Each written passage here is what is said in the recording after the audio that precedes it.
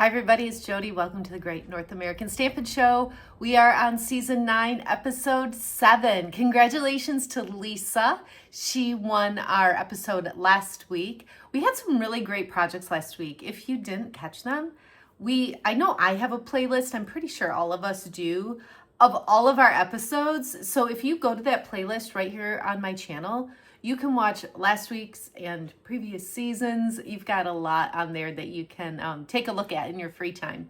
So anyhow, we have a brand new episode for you tonight.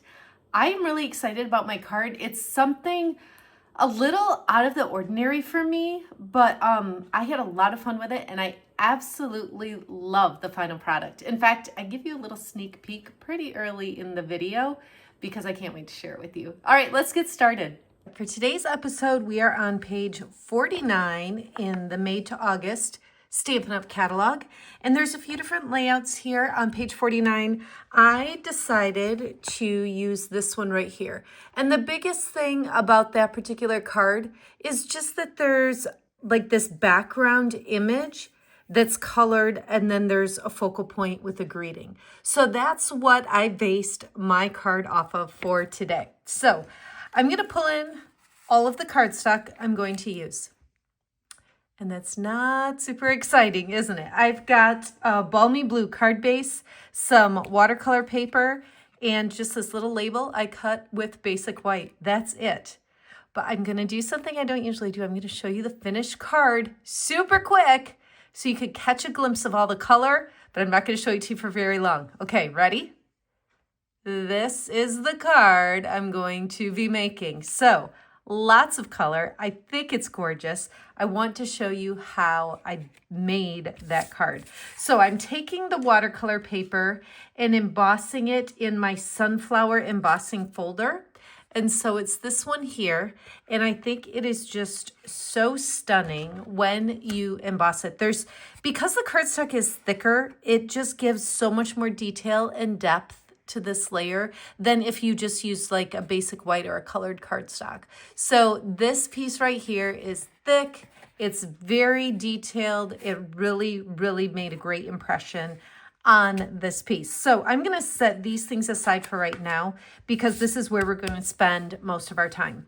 So while I only have those few basic pieces of cardstock, I've got ink. I've got a decent amount of ink here. So I've got pecan pie, crushed curry, daffodil delight, and then the leaves with granny apple green. So I think actually I'm going to set the granny apple green aside and I'm going to focus first with my pecan pie. Now, if you haven't done this before, I'm just squeezing the ink pad together to get this mess on the lid. So it doesn't look great, but it's exactly what I want to create this palette so that when I use my water painter, I can just take it, give it a squeeze right on here. This is just filled with water. And now I make this somewhat messy palette. You can leave it like this. You can come back with a paper towel and soak that off if you want this to be all neat and tidy again, either way. So what I'm going to do is just start with the center of the sunflower, and everything I want to color is raised up. It's all part of the embossed impression left behind by my sunflower embossing folder. So I'm going to just kind of carefully go over all of this, get color on all the parts in the center. But then what's cool is that you can go back and pick up like from this darker area and add more. You can do that as much as you want to. I'm actually going to let this dry for a bit as I do some other parts, and then I'm going to come back and add even more color. So when I do a lot of coloring on this video, I'm going to speed it up. So don't sit here thinking, oh my gosh, I've got 15 minutes of watching this woman color. It'll go fast because that is the magic of doing videos. This has a lot of pecan pie ink in it. I'm going to take it over on my scrap paper and just kind of swish it back and forth, get a lot of that ink off. And then I'm going to give this a little squeeze so that some water comes out, and I just keep going back and forth until it's clear. It doesn't take too long at all. Tip might be discolored a little bit, not a big deal, but then I can come in with a different color. So I've got Crushed Curry and Daffodil Delight. Crushed Curry is a little darker, and I'm going to start with that one first. So I make my mess on the lid again. And this time I'm going to go in and just get some water on here a little bit before I start adding the ink. Like I said, there is not a right or wrong. It's just kind of fun to see the different looks that it gives. And now I just go back, pick up some ink. I can squirt a little more water in here if I want that to dilute a little bit more. And then just come back and just kind of touch it on and let it spread out. Just let it go all on its own. I would recommend watercolor paper because I am using a decent amount of water, and this holds up better than basic white or even thick white. The watercolor paper will just hold the water a little bit better and won't like wrinkle or pill. That's like when the little pieces kind of ball up the fiber of the paper, and we don't want it to do that either.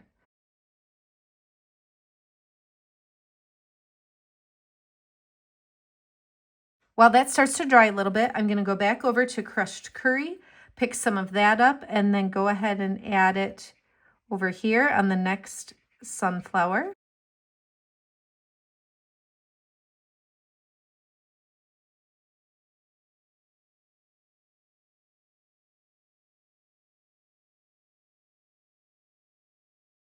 Okay, so it looks like we've got all of the yellow parts done. I'll just pull that in a little bit closer. And again, I'm going to go back and add a little bit more of the darker Crushed Curry when it dries a little bit. Next, we're pulling in Granny Apple Green to do these leaves. And this is just going to give a great pop of color.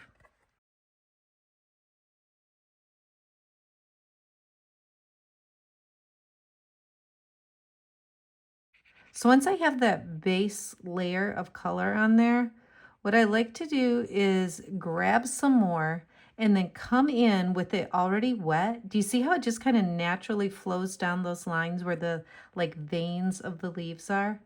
I just kind of touch it and it flows to those areas.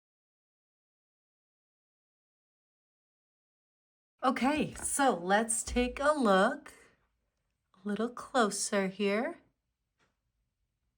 There's so much depth and dimension to this, and to think it just started out as a plain white piece of watercolor paper is just pretty cool. Okay, so I left open my Crushed Curry and my pecan pie, and I just want to go back now that it's a little bit dry. To completely dry it would take longer, but it's dry enough to go back and add some color and some depth. So I'm going to pick up some pecan pie and just kind of touch it here in the center. And of course, it darkens a little bit when it dries, but this just lets me do that layering. Just kind of going around the center a little bit more here. And then we'll do that on these other ones as well. And then I want to add some more Crushed Curry. And again, just kind of using some of the lines that are already part of that embossed image. And if at any point you feel like this is too diluted, all you have to do is squeeze it and you'll get more on there that you can work with.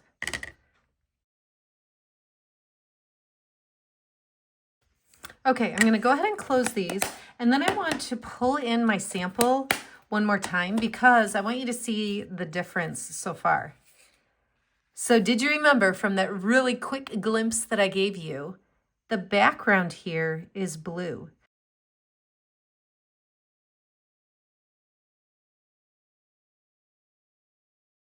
So it's going to take just a little bit to dry. I feel like maybe I want to go back and just add some water here just to pull that out a little more so it's not quite as defined as what it looks like here. In the meantime, I have a little sneak peek for you. This 3D embossing folder Sunflowers is available right now.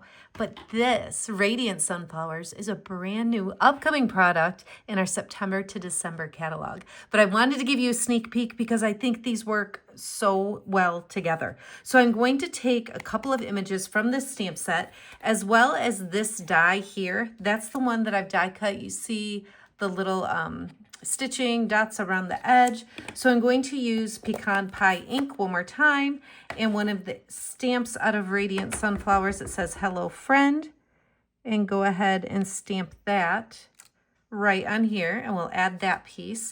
And then I'm going to pull in the card base, and this is Balmy Blue, and I'm going to grab my Balmy Blue ink and this sunflower image from the Radiant Sunflower stamp set, ink that up, stamp off one time on my scrap paper, open up the card, and just do it right in the center there. So it's just a lighter, hopefully you can see it, just a very subtle look.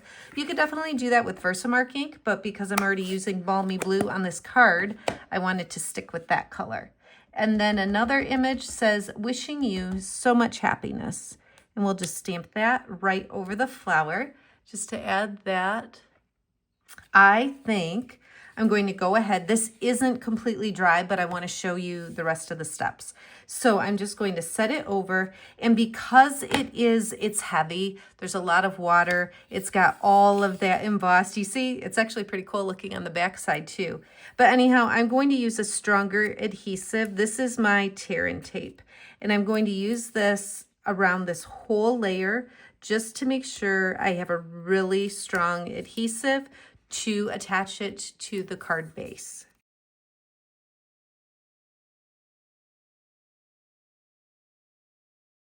Okay, I'm gonna scoot over on my scrap paper a little bit just to make sure I don't get anything wet. So there, it's facing the right way. And then this, it's just a really thin border. So there's only like a 1/16 of an inch on each side. Flip it over and just press down to make sure it's secure, and then we will add our greeting to the front. One thing I want to do is, before I attach this with Stampin' Dimensionals, I'm going to put a little bit more of my tear and tape right in the middle. I'm going to take a piece of linen thread and just kind of work it back and forth a little bit here, just to make a couple of loops. And I'm going to stick that right down. So tell me what you think so far. Are you a watercolor kind of person? This is definitely longer than I usually spend on one card, but honestly, I just felt like it was really therapeutic and fun to just add these colors to that plain white watercolor paper. Okay, so I'll just set this down here in the center like this. And then I've got some dewdrop embellishments, and I'm just going to add a few of those. They're clear, green, and blue. I'm just using the clear ones. It just kind of draws your eye in more to that center. Now, I am curious, can you see any difference in these two cards? There's one little thing I did on here that I did not yet do on here, and that is our Golden Glow shimmer brush. So I'm going to give it a good shake off screen, and then I'm going to come back in and just give it some shimmer brush right around the center of the sunflowers. And this just adds some fun sparkle shimmer to this project. I'm going to pull this one up just because it's dry and the colors are a little more set. But I would love to know what you think of this. Is coloring something you enjoy, or do you avoid it at all costs? I don't usually color this much, but like I said, it was perfect for tonight. Very therapeutic. I really enjoyed it. And I love just seeing this embossing folder come to life. And I hoped you liked that little sneak peek of the Radiant Sunflowers bundle. All right, go ahead, watch the other 3 videos, come back, give that thumbs up vote to the one that you enjoyed the most this week. As always, thank you so much for watching. Have a great day.